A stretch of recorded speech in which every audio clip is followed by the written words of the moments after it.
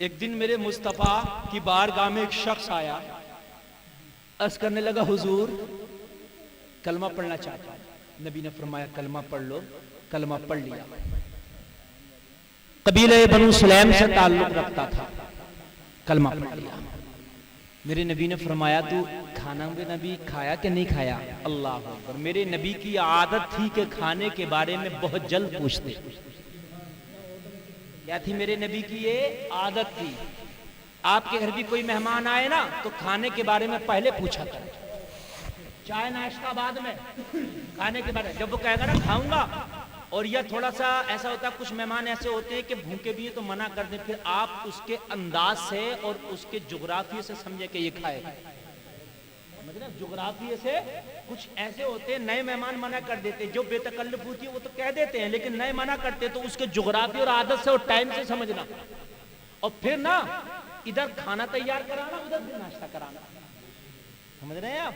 ادھر کھانا تیار ادھر بھی ناشتہ کرانا تاکہ کھانے میں زیادہ دیر نہ لگے۔ یہ مصطفیٰ کی عادت ہے، مصطفیٰ کی کیا ہے؟ عادت ہے کہ کھانا بھی کھایا نہیں کھایا؟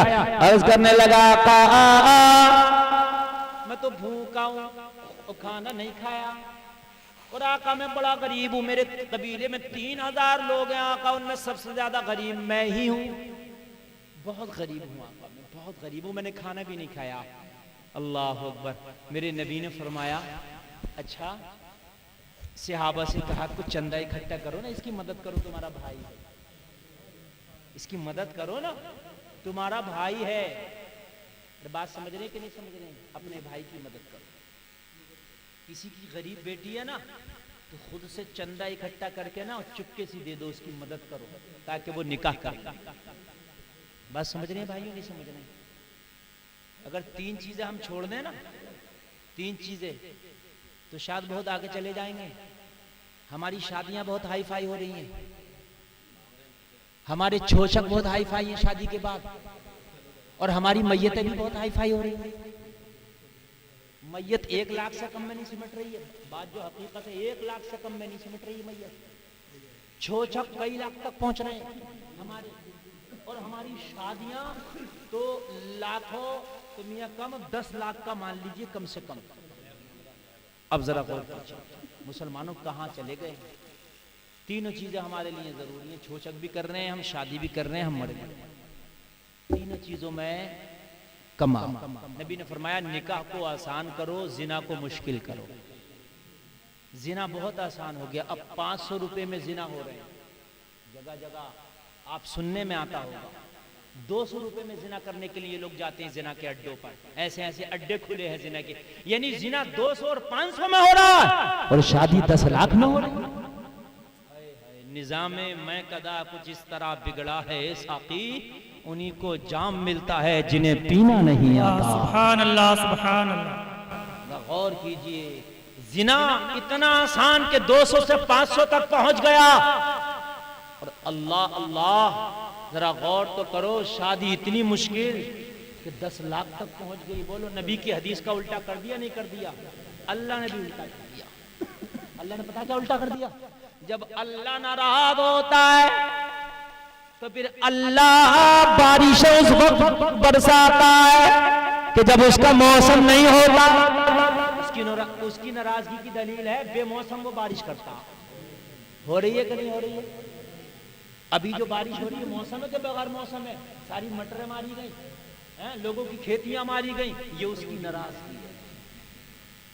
جب رب ناراض ہوتا ہے بیٹا ہم نے کر دیا نا تو اس نے بھی بارشیں اس وقت برسائیں کہ جب موسم نہیں تھا۔ اب ہم کہہ رہے رب کو کہ کیوں کر رہا ہے اس ٹائم بارشیں؟ تو اپنے آپ کو تو دیکھ کہ تو یہ گناہ کیوں کر رہا؟ اللہ بندہ کہتا مولا میرا حال دیکھ، آواز آتی اپنا نامہ اعمال دیکھ۔ سبحان اللہ۔ تو اپنا نامہ اعمال اچھا کر دے، میں تیرا حال اچھا کر دوں گا۔ اللہ اللہ، میں تیرا حال اچھا کر دوں گا۔ توجہ سے سننا، سردی تو نہیں لگ رہی ہے نا آپ لوگوں کو؟ دیکھیے اگر آپ محبت سے سنیں گے تو میں سناتا رہوں گا، بہت محبت سے سنیے گا۔ کچھ لوگ جو ہیں چلے گئے، اور وہ کیوں چلے گئے نا؟ وہ صرف مجھے دیکھنے آئے تھے۔ دیکھتے ہو مفتی گلفام آئیں گے، جھوٹ بول رہے تھے یہ لوگ، انہیں تو یہ پتہ نہیں تقریر ہوتی کیا، انہیں نہ عمل کرنا، وہ وہ دیکھنے صرف آئے تھے، جیسے دیکھنے آتے ہیں نا، دیکھ، ارے ہاں بھائی ٹھیک ہے، اوریجنل آئے تھے بھائی، ٹھیک ہے بھائی خالد بھائی، ارے بھائی بڑی بات ہے ان کی بھائی، ارے تولا بھائی، ارے بھائی کیا بات ہے، مفتی گلفام بھائی اوریجنل آئے تھے، بس وہ دیکھ لیا اور بھائی ہو چلے بھائی چلے، چلو دو چار فوٹو کھینچ لیے، وہیں سے کھڑے کھڑے فوٹو کھینچ لیے اور چلو اس نہیں آئے، خدا کی قسم یہ کام نہیں آئے، یہ بات سنو اور بات پہ عمل کر لینا، پھر بخشش ہے، اللہ اللہ، پھر بخشش ہے، پھر بخشش۔ اب کوئی نبی نہیں آنے والا، ان جیسے پڑھے لکھے علماء ائمہ حفاظ قرہ ہی آئیں گے جو آپ کو سمجھائیں گے، اور انہی کی بات آپ کو، اللہ اللہ۔ اے لوگوں اپنے بھائیوں کی مدد کیا کرو، مدد کرنا سیکھو۔ اگر کسی بیمار کی خیریت کے لیے جایا کرو نا تو اس کے گھر پہ چائے ناشتہ مت کیا کرو، اس لیے کہ اس کے بچے خود پریشان ہیں، قرض لے لے کے اس کی دوا چل رہی ہے۔ ہمارے گھر معلوم ہے ہمارے معاشرے میں کیا چل رہا ہے کہ ہم اگر کسی کی عیادت کے لیے جا رہے ہیں، اے لوگوں وہ اپنی شرما حضور کے لیے تمہیں چاہے قرضہ لے کے آئے مگر ناشتہ بھی کرائے گا، کھانا بھی کھلائے گا، مگر اس بچوں کے دل سے پوچھو جو قرضہ لے لے کے اپنے باپ کا علاج کر رہے ہیں، اے لوگوں ایک وقت کا کھانا نہیں کھاؤ گے مر نہیں جاؤ گے، یا تو گھر پہ جا کے کھایا کرو یا اس کے گھر سے بھوکے ہی آئے جایا کرو، اس غریب کے گھر پہ ناشتہ کھانا مت کیا۔ بے شک، سبحان اللہ سبحان اللہ۔ کسی کی شادی میں جاؤ تو چاہے نوتا مت دینا، لیکن کسی غریب کی خیریت کے لیے جاؤ تو نوتے کے طور پہ نہیں، مدد کے طور پہ 1500 روپیہ مریض کے ہاتھ میں دبا دے رہا۔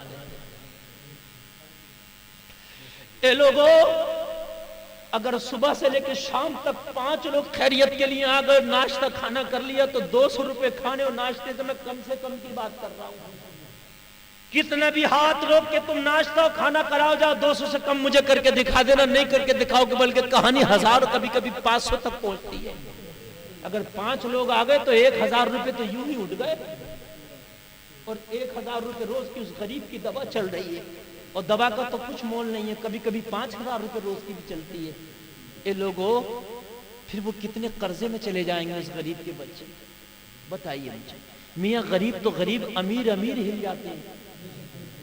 بڑا امیر تھا لیکن کوئی اگر اللہ نے کرے بڑا بیمار پڑ گیا مہنگے ہاسپٹل میں، اگر اس کی دوا چلنے لگی تو بڑے بڑے امیروں کو میں نے دیکھا ان کی پراپرٹیاں بک جاتی ہیں، وہ بھی قرضہ میں چلے جاتے ہیں۔ جب امیر ٹکر نہیں تھم پاتا اس بیماری کی تو غریب کہاں سے تھامے گا؟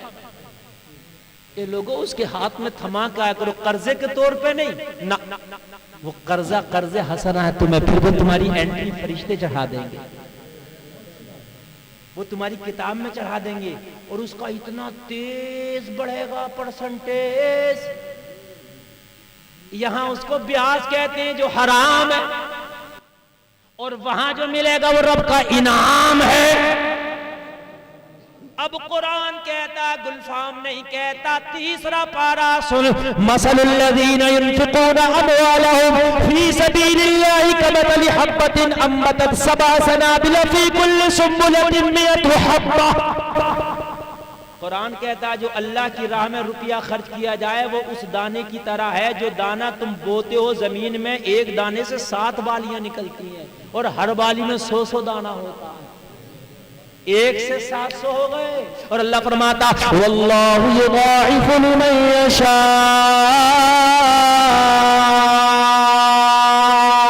یہ 700 تو ہوتا ہی ہوتا، لیکن اگر اللہ چاہتا تو اور بھی زیادہ کر دیتا۔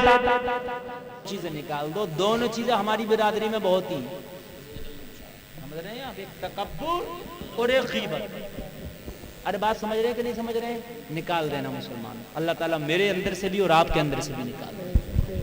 بڑی خطرناک بیماری، ایمان نہیں رکتا اس دل میں جس میں یہ چیزیں ہوتی، سمجھ رہے ہیں آپ؟ تم بڑی کامیاب قوم تھے، تم ذرا تاریخ اٹھا کے تو دیکھو کتنی کامیاب تھے، دین کی جتنی خدمت تم نے کی ہے نا، ذرا کامیاب، اتنی کامیابی کا عالم یہ تھا کامیابی کا کہ جس میدان میں تم نے قدم رکھ دیا نا تو پیچھے مڑ کے نہیں دیکھا، سمجھ رہے ہیں آپ؟ پیچھے مڑ کے نہیں دیکھا۔ محمد خان ثانی، سلطان محمد خان ثانی، اس نے قسطنطنیہ کو فتح کیا، سمجھ رہے ہیں آپ؟ ہی کی برادری سے تعلق رکھتا تھا، توجہ کرنا، جبکہ اسلام میں کوئی برادری نہیں، مگر ایک بات بتانا چاہ رہا ہوں کہ یہ تکبر بہت زیادہ آ گیا، بہت زیادہ آ گیا۔ میری تو اتنی بھی